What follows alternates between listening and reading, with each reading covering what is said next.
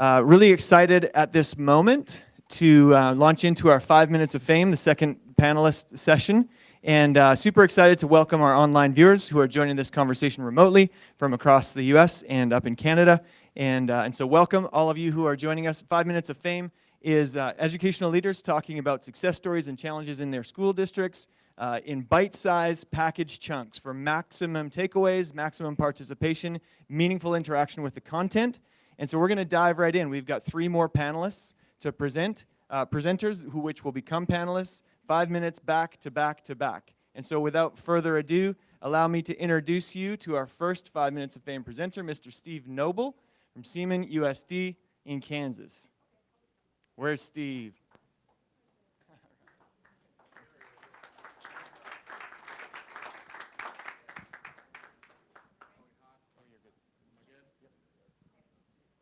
Yes. Thank you. Okay. Yeah, and then the hook comes out. Yeah. Right. Yeah. Right. Okay. I remember being the youngest person in the room. This crowd's a little older than some I've spoken in front of, so that's nice. We're veteran, seasoned administrators. How many of you are old enough to remember half-day kindergarten when you were in kindergarten? And in the half-day, we got nap time. Right? Who brought the rug? Let's roll it out. It's after lunch. We need that quick little power nap of about 10, 15 minutes. So I'm Steve Noble. I'm from the Kansas, the great state of Kansas. And so I'm going to talk to you a little bit about strategic planning. I'm going to burn through this quickly and then hopefully get to the end product. And maybe there's a thing or two that you'll learn, and then certainly I hope there's a thing or two that I will learn from you, because this is what you all do, right, as superintendents and leaders in your district. So about us, we're in Topeka, Kansas, the north end of Topeka, Kansas, about 4,000 students, 750 staff. We are a unique district in that we have components of urban, suburban, and rural throughout our district. So I have schools in each of those types of situations. 36% economically disadvantaged, highly engaged community and board. Originally, when I came to the district in 2016, they had just adopted a strategic plan in 2015 for a 5-year plan under the old superintendent. I shouldn't say old superintendent, that was disrespectful. The retired superintendent, who, by the way, still lives in the district and is very active. But since that time, our State Board of Education in Kansas adopted the year later their new vision and their new Kansas outcomes for all of our schools. So that changed some things. New superintendent came in, 5th in the history of the district. This is me. And the first, ironically, that was ever hired outside of the district. So the others had been sort of brought through the system, right? And so that was the big story back then. 3 new board members came on board at that time. 8 new directors came on board. No, those weren't new positions. I didn't get top heavy. Those were just replacement positions. I guess when I came on, everybody bailed. So challenges, simply put, the strategic plan didn't line up with the state outcomes. New board members and some new staff didn't have input on the existing plan. I even had current board members that were split on what they themselves approved. Some bought in, some didn't like it, so we had some division there. It wasn't well known. There was no marketing plan for it, so nobody really understood it. We needed to revamp it, but be calculated in doing so. We didn't want to throw out the baby with the bathwater. I know better than to do that, right? You don't come in and make all these wholesale changes and survive. So we came in. It was a good district. It's a really good district. It just needed to move, as one of my board members said, from good to great, right? And so we just kept the same name, but in today's vernacular, we added the 2.0. And so that's what we called it. It's a real simple change. It didn't really change the concept, but we just tagged it a little differently. And you all have done this, so I'm just going to burn through some of these things. This is how we built it, by listening, by engaging the people that are already serving in your districts. You have these committees in place. You have people that want to contribute. We didn't go out and try to dream up some new thing to rally people. We just energized and organized the people that were already in place. And so it wasn't super duper hard to do. We did add this was new because we didn't have anything with early childhood when I first arrived, and now we have a dedicated preschool that's full-time and staffed and all of that stuff. And so we had a task force that was specifically focused on that. We did some climate survey data and a lot of quantitative data. We wanted to be able to show that we were making gains and accomplishing what it was we set out to do.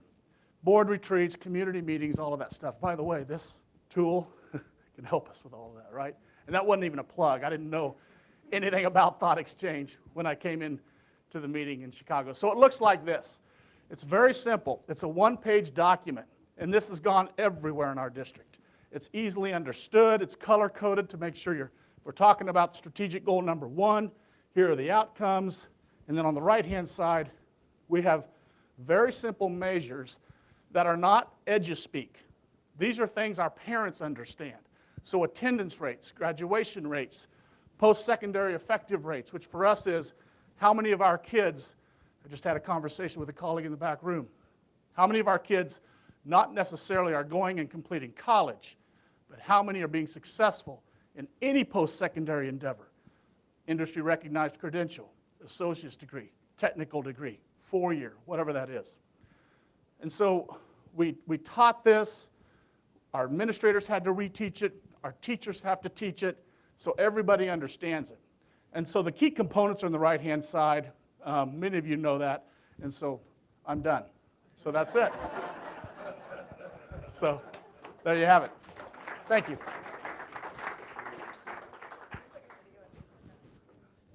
What's that? I'll put your video in the agenda. Oh, thank you. Thank you. Much, Steve. Our second 5 minutes of fame presenter, I'm very pleased to introduce Mrs. Deb Henton from North Branch Area Public Schools. Deb?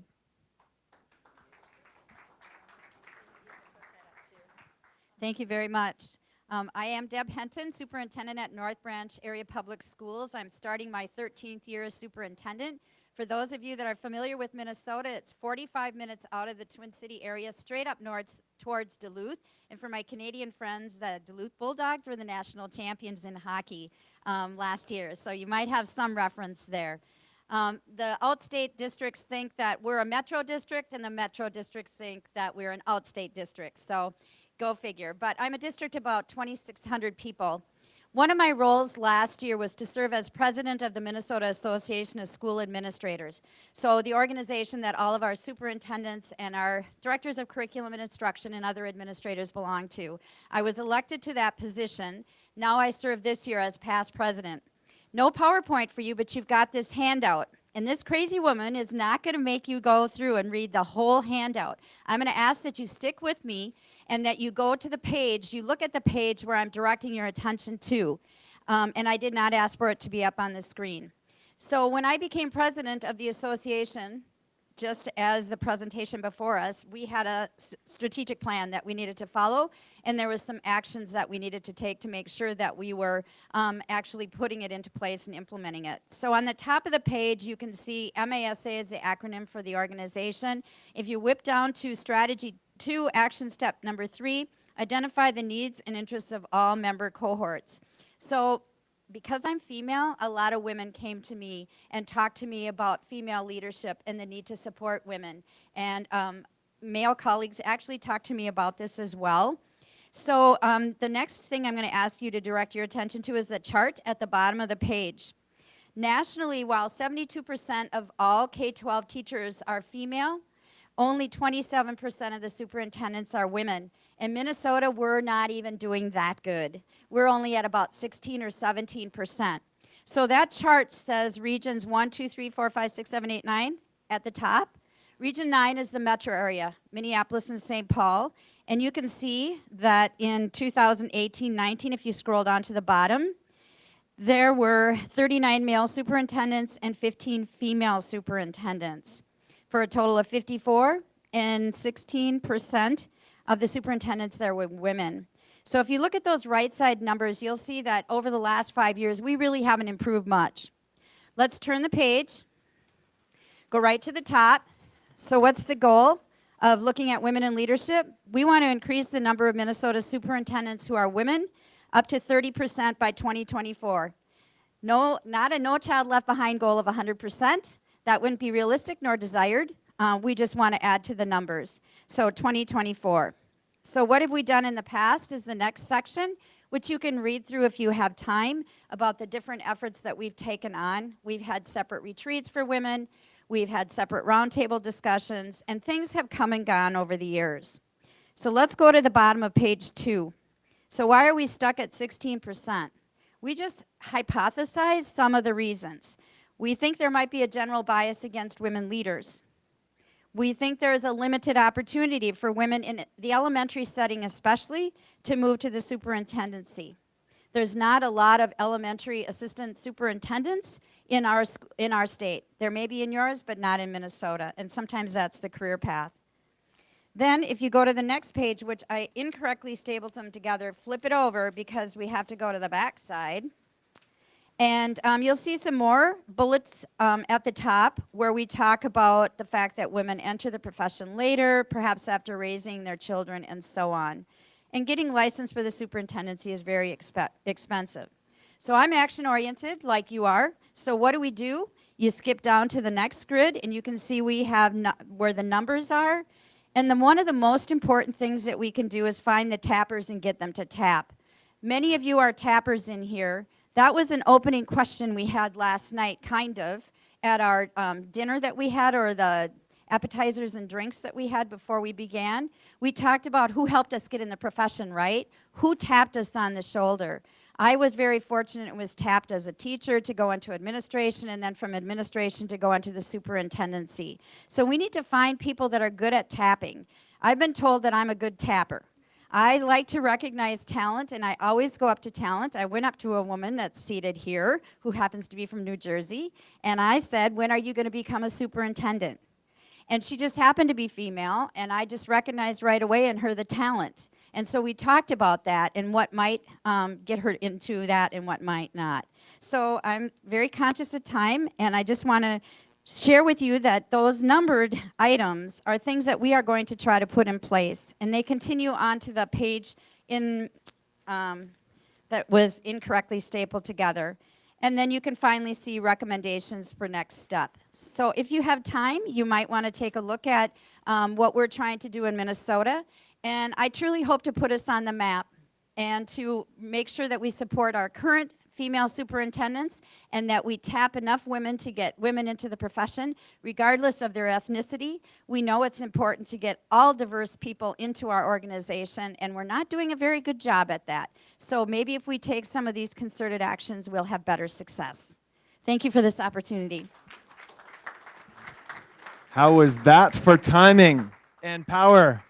All right, awesome. Thanks so much, Deb. Our third 5 Minutes of Fame presenter is Mr. Chad Shealy from Vicksburg Warren School District in the great state of Mississippi.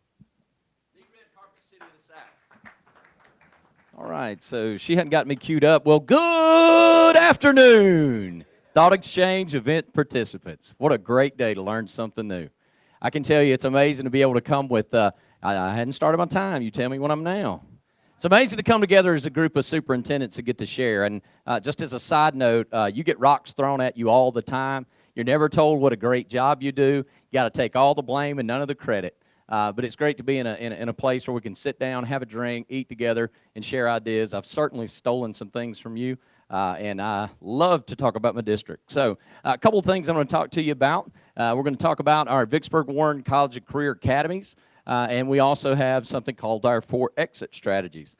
We have the mindset that all education leads to employment. Everybody doesn't go to college, but everybody goes to work, even if it's at the house. So what we're doing is we're creating children who can graduate college, career, and life prepared. And what does that actually mean? In Vicksburg, we define it very cleanly. And if this plays, I'm going to be very excited.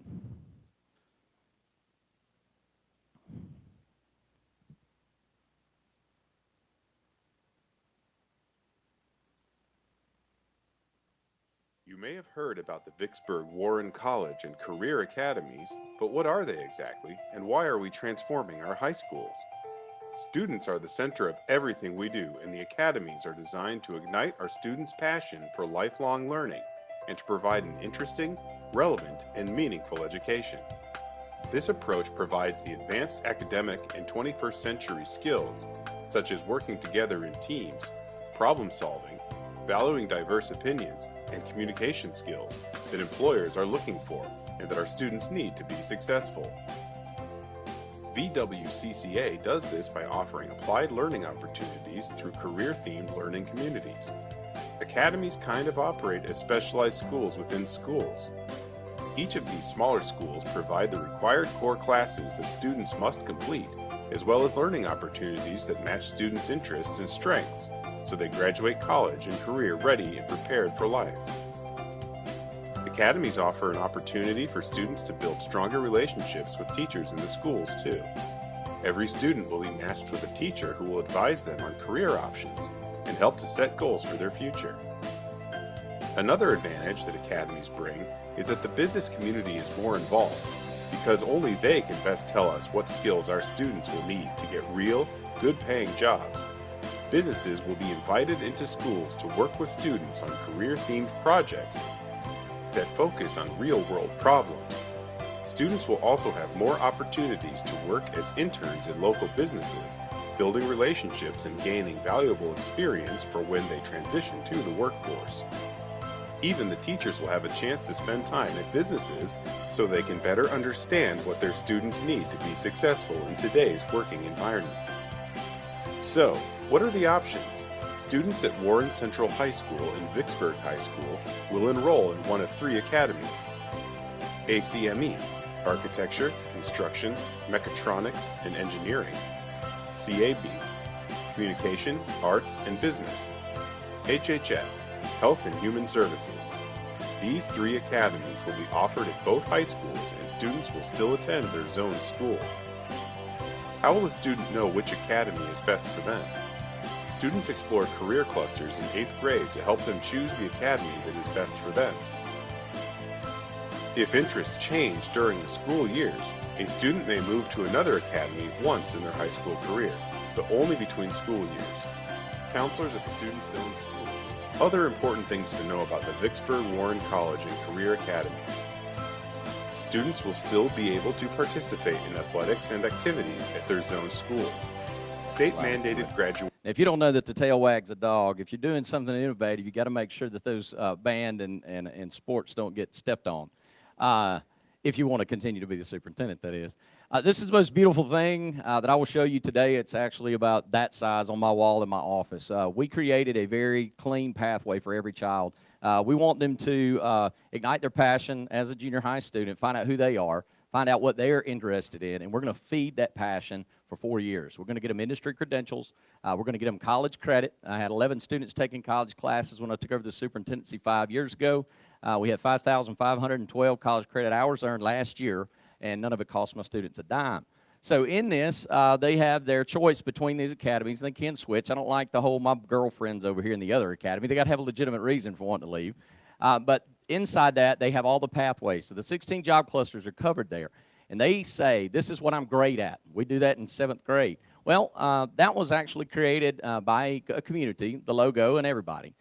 We had 800 people that have played a role, 300 signed business partners that gave us the curriculum. But it wasn't good enough to just get them in an academy. We want them to exit. This is what our portrait of a graduate looks like. We want them to leave our high school with one of these 4 events. 1, they're enlisted in the armed forces. That's an appropriate exit strategy. 1, they're enrolled in a post-secondary institution because their goals are on the other side of college. 3, they are employed with credentials they earn with us. Or 4, they're an entrepreneur because it's okay to work for yourself. This is what it looks like. 81-page document put together. Our business created this. These are the commonalities. By their sophomore, junior year, we want them to select one of these exit strategies. They have 4 years to get this filled out by an industry partner or their advisor. And we scaffolded it all the way back to pre-K. So, thank you very much. Right on. Thank you so much, Chad. All right, we're going to pull up the agenda one more time. Do an exchange, your thoughts and questions for Steve, for Deb, for Chad. And then we're going to drill in real time and spend a few minutes together.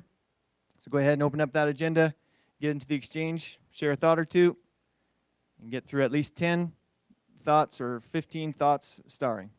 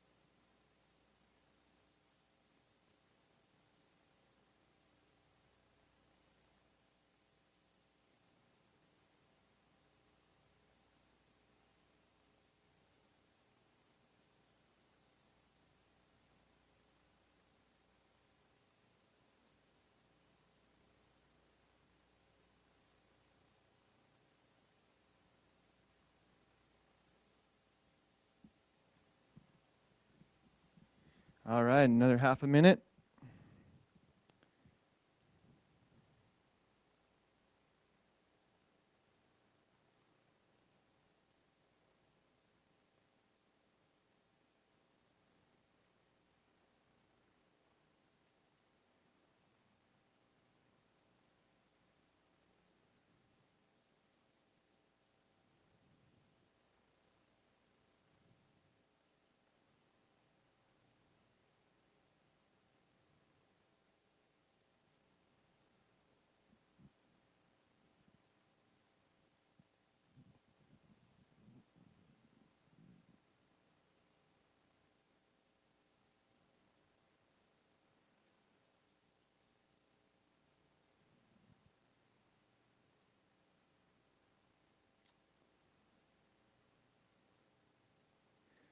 All right, 10 more seconds. Through a few more thoughts. We'll do one more refresh here in a bit, and we'll drill right in.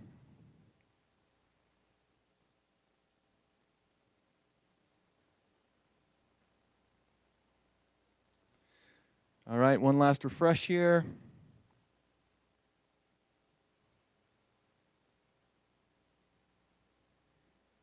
Right on. All right, so top thought in the exchange, how do you track post-graduation success? I think we can probably open up, yeah, why don't you start, Chad, and why don't we open it up to all three of you?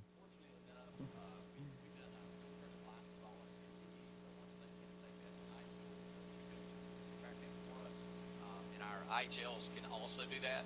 We got a metric that's been created with, it's called a shared accountability task force. We've got task force and we have business partner and a person that from the district that run it, and that dashboard actually has interviews with the principals, the employers after 3 years after graduation, and we follow up with that. Have we got, I'll just pass this mic until we're good. That's great. So next question, anything to add on any of that, or should we move on? Yep.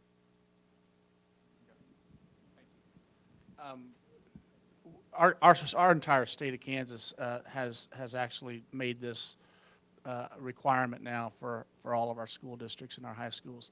So our state is measuring post-secondary effectiveness. We call it the effective rate. And so if anybody's interested, you can certainly look at the state of Kansas and our State Board of Education and the formula and how they do that. So that's great. Second thought there around change management. How do you inspire other leaders to lead change efforts, leadership versus management approaches? Deb, do you want to start off with that one? Sorry, that's a really hard question. I was thinking that's not my topic, is it? Boy, I think you do it in part by having your vision and making sure that you're working the vision to the greatest degree possible. So, for example, in my strategic plan, we have 4 goals. Every one of my administrative agendas are according to those 4 goals. Every topic that we talk about has to fit in one of those. Every time I report out to the superintendent, during the superintendent's report at the school board meeting, it's on those 4 goals. Every weekly update I give to my school board on Friday afternoon, which I will write tomorrow in the airport, will be on those 4 goals. So I think you just keep driving home that vision in any way you can find possible. And of course, you've already done, as was suggested, you've gathered input, you've heard from people, you've listened, and you've created a strategic plan that people say they want to have. Certainly would open that up to either of you to riff on that for a minute. Sure. I think when you're talking about leaders, you're dealing with a group of people that conceptualize things quickly already. So talking definitely when you're talking about having a pathway that's very clean, you got a purpose, vision, mission. You got to remove the emotional context that are going to keep them from getting to where they need to go, and make sure that logistically you got enough money, funds, and structure to make it take place. But all those things in place don't make people lead. There's a story about these red deer that lived in Germany. On one side, the Iron Curtain's gone. They still live on the same side that they did prior to the wall being there. So giving access is not what you have to do. You have to encourage people to risk. And my folks, when we started this, we talked to the runners first. I gave them everything they needed. We talked to them. We got them in there. And when they started taking the risk, make sure you give attention to what you want to see more of and build your team. I don't care how many times you take a squirrel to duck school, he's not going to be a duck. So finding the right people and putting them in the right places, and then giving the credit to the people doing the work. Right on. So let's dive into these next two. Certainly the academy model and the challenges thereof around smaller communities, but perhaps other obstacles and solutions in getting that running. Yeah, actually, Ford Next Generation Learning is the model that we use, which is awesome because you don't need a big industry to make it happen. Matter of fact, some of our business partners, we have a bookstore owner, has 2 employees that is my co-chair. She makes decisions right along the side of me as the superintendent for our district. This particular model fits any type of community because every kid, whether they're the valedictorian or my son with a disability, all of them are in an academy, 100% of our kids. So when you start talking about the industry needs there, the partnerships, the internships, we could all cognitively be on the same level, but if you don't have who you know gets you a job in the really real world, it doesn't matter what degree you're holding in your hand. And what we've done is we've placed our students in this business environment, and it could be small. I mean, if you got a general store, that's where you start. If you got one business, that's your partner. But you got to find these mechanisms to be honest about kids, you know. And if they want to stay in this town, these are the jobs that are here. If you're not wanting to stay here and you want to go abroad, that's fine too. You want to be a tattoo artist and own your own shop? I just want you to be the best one of those. I'm not really concerned as it relates to the size of the business partner, but you just have to be having those conversations because they'll tell you real clearly what they want. And quite frankly, in Mississippi, it's got nothing to do with anything that we're actually measuring from the State Department. It's got all to do with the things that really matter on the other side of life. And so what we've done is we've just either stupid or bold, one of the two, probably a little both, and said this is what's right for our community prosperity. This is what's right for Vicksburg to be a society that my kids get to live next to me, and we've just made an alignment there with the people that matter, and that's the employers. That's so great. I'm going to drill into this strategic planning bit. 3 questions here that are all related, but we're going to start with the top one. The most important aspect when crafting a strategic plan. We'll start with you, Steve, but certainly if the rest of you would like to riff on that, you're welcome to do that. I'm just going to link a couple of these as we go. Steve? Sure, I think many of you have already touched on it with questions and with comments that were made, but in the book, I think it was Gung Ho, you have to feel like you're contributing to worthwhile work for your staff and your community and your parents and even your kids to feel like they're really a part, an authentic piece of what your vision and mission and goals are for the community and the school district. And I think that's what comes in from all the feedback you get, intentional feedback by having sort of community meetings and focus groups and survey data, being visible at the coffee shop, being out at your events and activities. All of that informs you as a leader and really informs your board when you work with them on what it is that matters to your district. And so getting that input, and then the second piece I think that's critical, and sometimes we miss this in education. We have a rule in my district at board meetings for my directors, we don't speak in acronyms. I don't care how common we think that acronym is, there's somebody in the room that doesn't know what that means. And so we're very explicit in our language and simple in our language so that the farmer and the tattoo artist and the engineer can all understand what it is we're saying about our kids. I think that's critical, that people understand it and the message is easy to read and understand. Well, this particular thing is a shameless plug for Thoughtexchange, and I'm going to go ahead and tell you it was one of the most remarkable things, and I discussed this with some of the folks that were eating with me last night, and that was the equity piece that's within Thoughtexchange. You bring a whole bunch of people into a room, the bullies are going to get all the attention. Whether they're angry or they're happy, either one, they're going to monopolize everything. And this particular document, when you got this opportunity to put out a voice, everybody's voice is heard, everybody's voice is equal, it's important, doesn't matter, because you don't know what mine was. I could have been a woman, I could have been a man, I could have been a whatever. So there is no, it takes us the equity bias conversations off the table, and you really get to be able to defend what's really important to your community. And you stop being that school district over there, and it starts being our school district, because you're an active part of what's taking place instead of a finger pointer. It's real easy to cuss the darkness. It's harder to light a candle, right? Light up that candle, brother. I know, baby. So that's great. Feeds right into this next one about what the barriers you overcame in building consensus. And I'll add to that this one just a little lower in the strategic plan and a larger document, that larger body of work that you can show when needed. But yeah, how do you build consensus on a scalable level, and what does the bigger picture look like in an internal level? Any of you? I Well, you guys passed me up on the last one. I had a lot to add, actually. Yeah, I used to be chief of staff of St. Paul Public Schools and had the pleasure of developing a strategic plan for them. And when I was brought into North Branch, I was asked to do 2 strategic plans, and now we just have a 2-year continuous improvement plan. We don't have a 5-year plan anymore because we don't think that that's timely enough to respond to the change that's happening so rapidly in society. We don't know what device is going to be out there in 5 years, so we're just on to the 2-year model. So could you go back over it? Which question are you on? We've just sort of linked to, so what are the barriers in building community consensus around the strategic plan, and then the strategic plan including a larger document, and by extension that body of work that you are aware of on an internal level? So for us, again, it was community engagement, trying to make that happen. And I, too, really am so grateful for Thoughtexchange, because there's no way I could have gathered that many thoughts, no matter how many free taco dinners, spaghetti dinners that we offer, what time of day, what time of morning, during the day, what day of the week. We just don't get that kind of community engagement. So a tool like Thoughtexchange really helps us tap into what the community wants. And then if you have that impression from the community and you're listening, then I think you have a chance at greater buy-in than when you have just a few people showing up for a focus group at a night session with tacos and spaghetti and meatballs. Steve, do you show, I'm just drilling in a little bit on this third question, do you show some of those, survey results and things like that, and some of the process that you've gone through, and if so, how? Yeah, we show that in an ambiguous way where there's people aren't identifiable. But yeah, the survey results where there's some sort of finding that emerges, we share that. But regarding the deeper context of the strategic plan, the one-page model is for our public's consumption. Our parents, our teachers, our staff largely.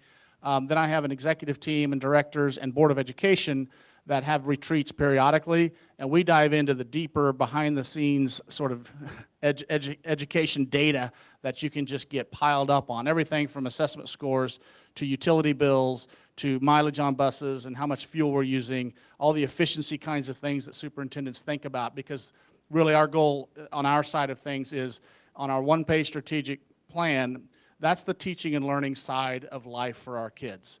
Behind the scenes is the efficiency and operations side, the business and operations components, food service and everything else that we do that we think are very, very important.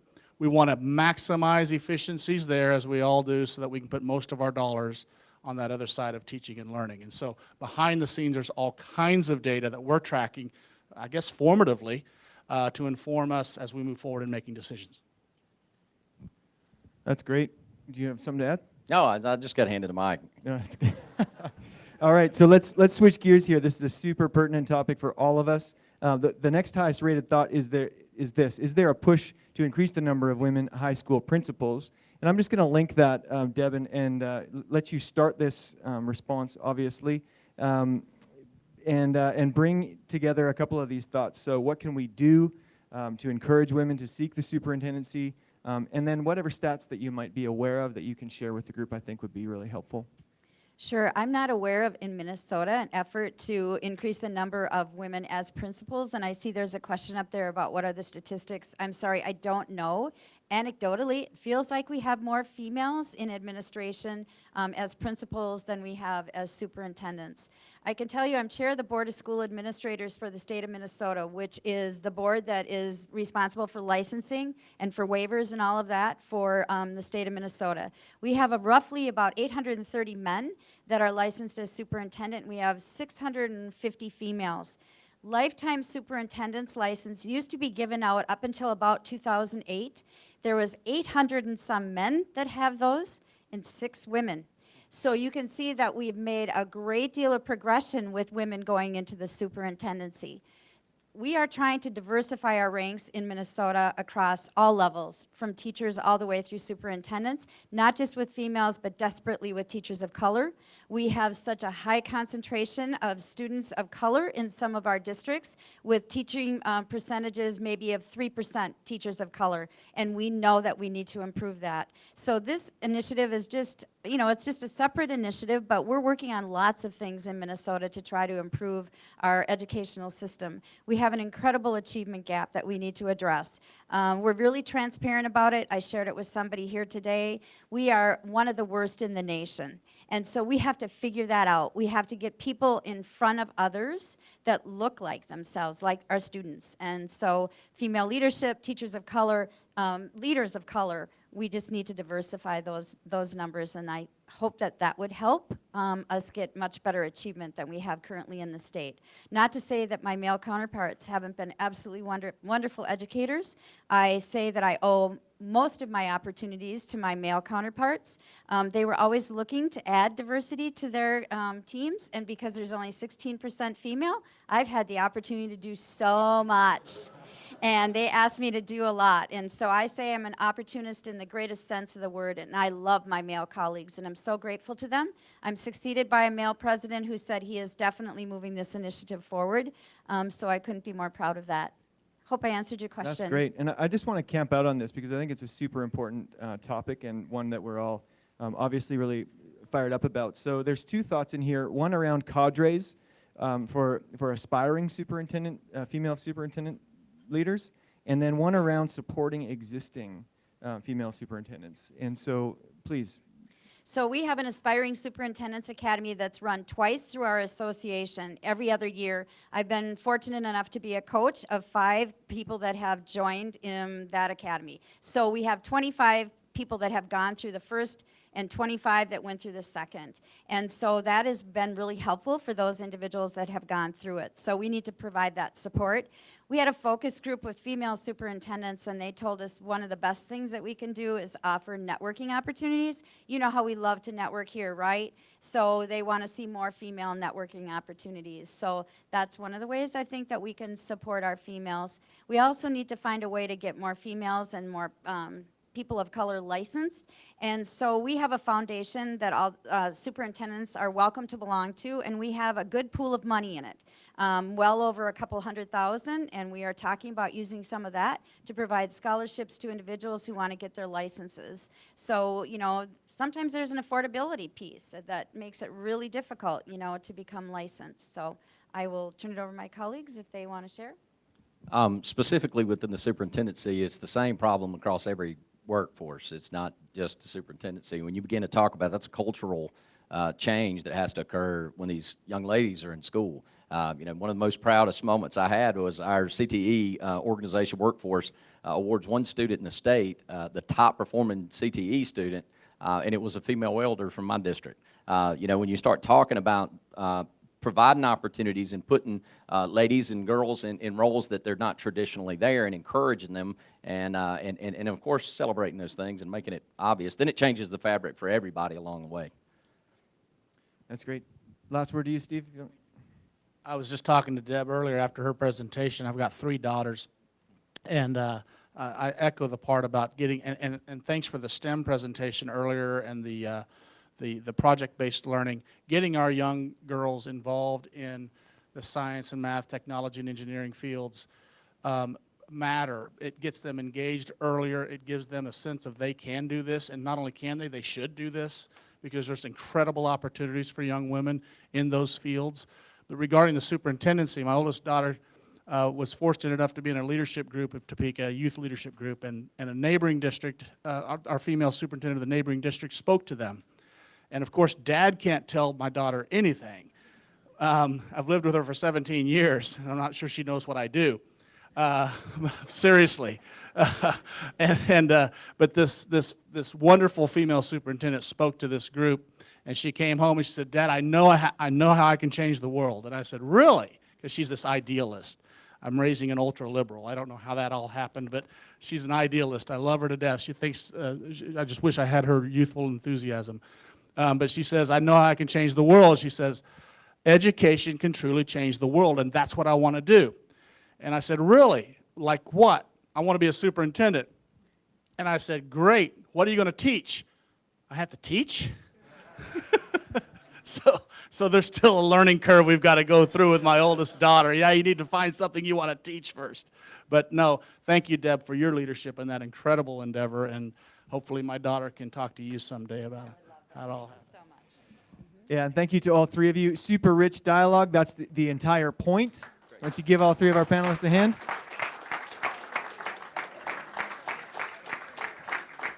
And I'll just remind you, thank you so much. I'll just remind you that the conversation is not meant to end. So seek these people out, sit beside them at dinner, and continue the conversation. We're going to do a couple of things. We've got the poll set up for defined learning. We're going to jump back into the agenda and take a minute to do that. And then I'm going to queue up the next session that we're going to do after the break.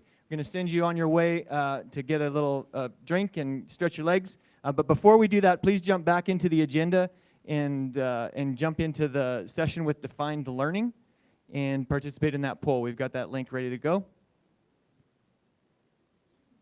We'll take a quick minute to do that, and then stick with me for a second. I'll just queue up that next.